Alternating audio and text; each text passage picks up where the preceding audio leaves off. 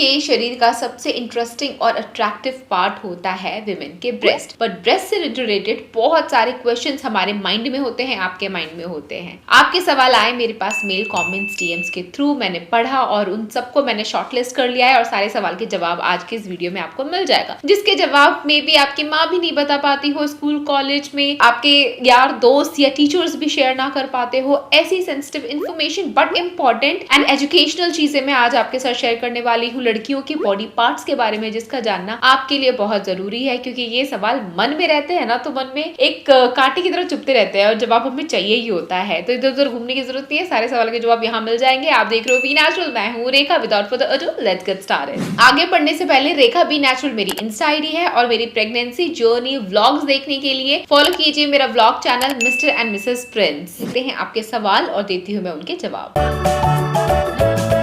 पढ़ते हैं आपका पहला सवाल। मुझे पहला मेल जो आया है उसमें मेरी सब्सक्राइबर कहती हैं, दीदी मैं बहुत परेशान हूँ, ऐसा कभी किसी के साथ नहीं हुआ होगा जो मेरे साथ हो रखा है। मैं समझ नहीं पा रही कि इसका क्या करूँ। मेरे मल्टीपल निपल्स हैं ऑन सिंगल ब्रेस्ट। क्योंकि कभी कभी ऐसा हो जाता है कि आपके सिंगल ब्रेस्ट के ऊपर मल्टीपल निपल्स हो जाए। मल्टीपल निपल्स मतलब एक ब्रेस्ट के ऊपर एक से ज्यादा निपल्स होना। इसका होना नॉर्मल तो नहीं है, लेकिन इसके होने की वजह से आपको कुछ खास दिक्कत नहीं हो सकती है, लेकिन फिर भी आप अपने डॉक्टर को कंसल्ट कीजिएगा। बट हाँ, इसको ठीक किया जा सकता है थ्रू कॉस्मेटिक सर्जरी, तो आपको चिंता करने की जरूरत नहीं है। बस जरूरत है तो एक बार घर से बाहर निकलो, अपॉइंटमेंट लो, डॉक्टर से मिलो, इसके बारे में बात करो। बढ़ते हैं अगले सवाल की तरफ। नेक्स्ट क्वेश्चन में सब्सक्राइबर हमारी पूछती हैं कि मेरे ब्रेस्ट बहुत छोटे हैं और जिसकी वजह से मैं कॉन्फिडेंट फील नहीं करती हूँ, तो इसको किस तरीके से मैं नेचुरली बड़ा कर सकती हूँ। कोई टिप, होम रेमेडी या कोई भी हैक बता दो प्लीज। ये वाली प्रॉब्लम बहुत सारी लड़कियों को होती है। किसी के छोटे किसी के बड़े आखिर क्यों होते हैं पता है? आपकी age, genetic, hormone, body weight and pregnancy, ये 5 कुछ ऐसी चीजें हैं जिसकी वजह से आपके ब्रेस्ट छोटे या फिर बड़े हो सकते हैं। आपके ब्रेस्ट का छोटा होना या बड़ा होना, इससे कोई फर्क नहीं पड़ता। हर ब्रेस्ट खूबसूरत है, काम के हैं, आपके लिए बहुत जरूरी। हर एज ग्रुप की विमेन को बिगर ब्रेस्ट पसंद आते हैं और उनको लगता है कि बिगर ब्रेस्ट उनकी ब्यूटी में 4 चांद लगा देगा। It will increase their self esteem and femininity. Breast को नेचुरली बड़ा करने की बात करें तो एक्सरसाइज सबसे नंबर 1 पे आता है। कुछ एक्सरसाइजेस होते हैं जिसको आप फॉलो कर सकते हो, जैसे कि chest press, push ups and chest contraction. दूसरा आसान तरीका है ब्रेस्ट को बड़ा बनाने का, सिंपली बैठे बैठे मसाज कर लो। 1 से 2 बार मसाज करोगे, बहुत अच्छा रिजल्ट मिलेगा। मसाज कैसे करना है, क्या चीज यूज करनी है, उसके बारे में बात करते हैं। अगर आप ब्रेस्ट को मसाज करके प्लम्प बनाना चाहते हो, सुडोल बना के सही शेप देना चाहते हो, तो आप नम्या ब्रेस्ट मसाज क्रीम जरूर यूज करना। एक बार इसको ट्राई करना, मैंने लास्ट वीडियो में भी रेकमेंड किया था, बहुत सारे लोगों को इसने फायदा दिया है, तो यू जस्ट ट्राई दिस। ये इसलिए रेकमेंड कर रही हूँ क्योंकि ये कंप्लीटली नेचुरल है and I'm in love with its ingredient। आपको पता है इसके अंदर क्या है? इसके अंदर है collagen, nutmeg, vitamin E, shea butter, vegetable squalene, amino vector, almond oil, argan oil. ये सारे नेचुरल इंग्रेडिएंट्स आपके ब्रेस्ट के कोलाजिन प्रोडक्शन को बूस्ट कर देते हैं, इंप्रूव करता है इलास्टिसिटी को और आपके ब्रेस्ट को सपल और सॉफ्ट बनाता है। सबसे अच्छी बात, इसकी खुशबू बहुत अच्छी है, बहुत लाइट टेक्सचर्ड है, इजीली एब्जॉर्ब हो जाता है आपके स्किन में। Your breast will love it and it has proven result. आपको ये दिन में 2 बार लगाना है और अपवर्ड डायरेक्शन में लगाना है। That's it. सुबह उठ के और सोने से पहले लगा लो। That's it. अपवर्ड डायरेक्शन में लगाना, बैठे बैठे आपके ब्रेस्ट अच्छे से प्लम्प हो जाते हैं। तो इसका लिंक मैंने वीडियो के नीचे डिस्क्रिप्शन बॉक्स में दे रखा है, वहां क्लिक करके आप अपने लिए परचेज करके जरूर ट्राई करना। अगर आप छोटे बूब्स को बड़ा बनाना चाहते हो तो मस्ट ट्राई दिस। और हाँ, अगर आप रेगुलरली 45 डेज इसको यूज करते हो तो आपको विजिबल रिजल्ट देखने को मिलेगा। साथ ही साथ एक चीज और फॉलो करना, डाइट में आपको ये सारी चीजें लेनी होंगी। मिल्क, टोफू, सोया प्रोडक्ट्स, इनके अंदर बहुत सारे एस्ट्रोजन होते हैं जो कि फीमेल हार्मोन होते हैं और आपके ब्रेस्ट को प्लम्प बनाने में हेल्प करते हैं। खाली पेट मेथी और फेनुग्रीक का पानी जरूर पीजिए, ये भी ब्रेस्ट को एनहांस करते हैं, प्लम्प बनाते हैं। सो गर्ल्स, अगर आप मेरी ये सारी टिप्स फॉलो करोगे तो मैं आपसे प्रॉमिस करती हूँ आपके ब्रेस्ट जो छोटे थे वो काफी अच्छे सुडोल शेप में आ जाएंगे। With in 45 days you will see the visible result.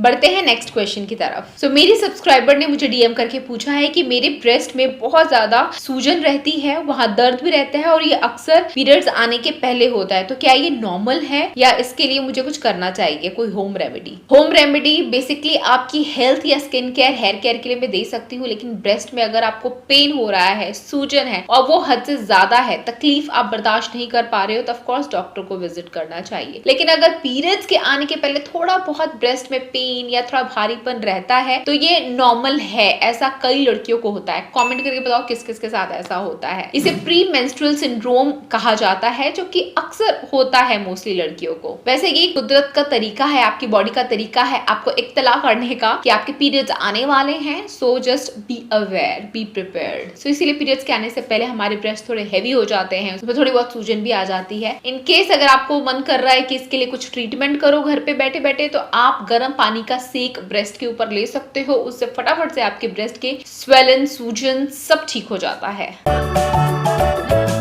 पढ़ते हैं हमारा अगला सवाल। तो नेक्स्ट क्वेश्चन में सब्सक्राइबर ने बोला है कि दीदी मेरे इन्वर्टेड निपल्स हैं, तो इसके लिए मैं क्या कर सकती हूँ, कैसे ठीक होगा? मुझे बहुत ऑकवर्ड लगता है। शादी के बाद पता नहीं मेरा हस्बैंड मेरे बारे में क्या सोचेगा, क्योंकि मोस्टली लड़कियों के इन्वर्टेड निपल्स नहीं होते हैं। हाँ, हमने सुना देखा भी नहीं होगा कई लड़कियों ने कि इन्वर्टेड निपल्स कैसे होते हैं, बट काफी सारे केसेस में लड़कियों के इन्वर्टेड निपल्स हो जाते हैं, बर्थ से ही होते हैं। लेकिन अगेन चिंता की बात नहीं है। जैसे ही आप प्रेग्नेंट होते हो, आप ब्रेस्ट फीड करते हो, आपके इन्वर्टेड निपल्स नॉर्मल हो जाते हैं एक बार जब आप प्रेग्नेंट होते हो या ब्रेस्ट फीड करते हो। सो शादी के पहले इन्वर्टेड निपल्स हैं तो कोई बात नहीं, बच्चा होने के बाद इन्वर्टेड निपल्स ठीक हो जाएंगे अपने आप। आपको इन सब चीजों की चिंता करने की जरूरत नहीं है।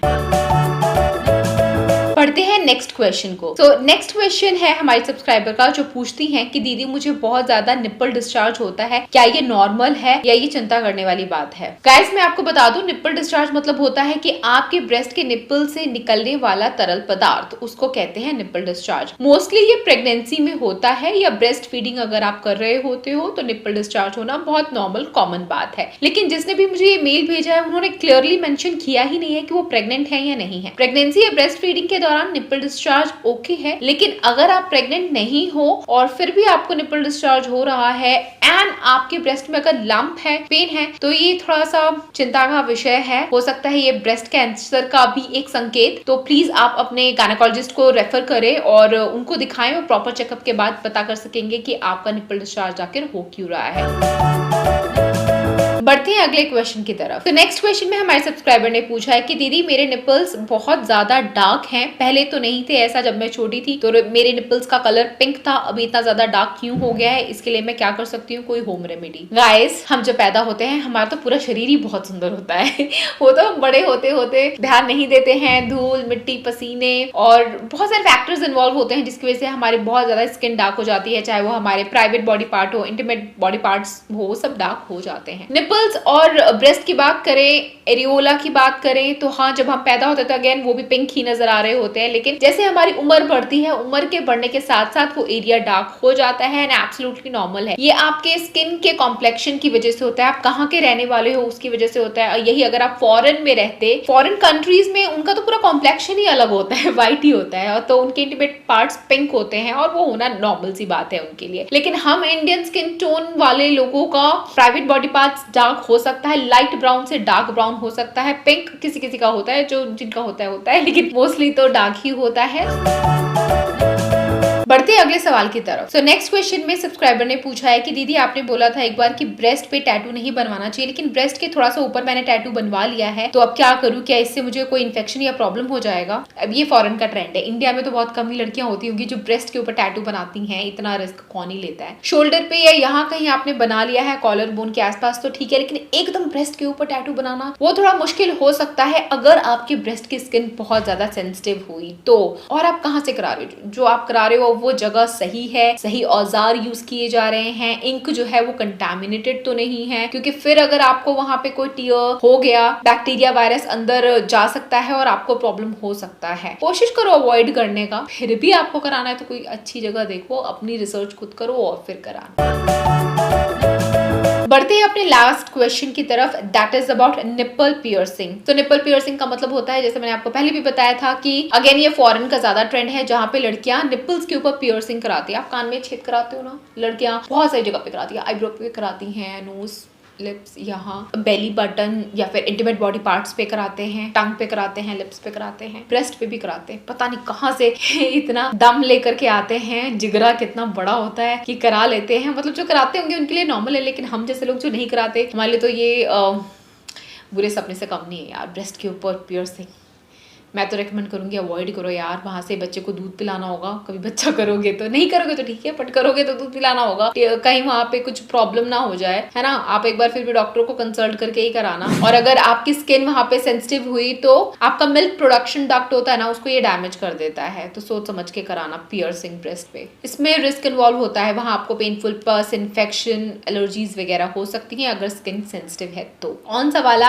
आपको सवाल सबसे ज्यादा वियर्ड इंटरेस्टिंग लगा वो भी मुझे कमेंट में जरूर बताना। आपका नाम मैं फ्लैश करूंगी वीडियो के एंड में। मेरी प्रेगनेंसी जर्नी व्लॉग देखना है, 8वां महीना भी खत्म होने को आया, कुछ हफ्तों में 9वां महीना स्टार्ट हो जाएगा और भी बहुत जल्द आने वाला है। तो अगर आप हमारा व्लॉग चैनल देखना चाहते हो तो do follow us on mister and missus Prince. That's it for today, thanks for watching, I will catch you again, till then bye guys.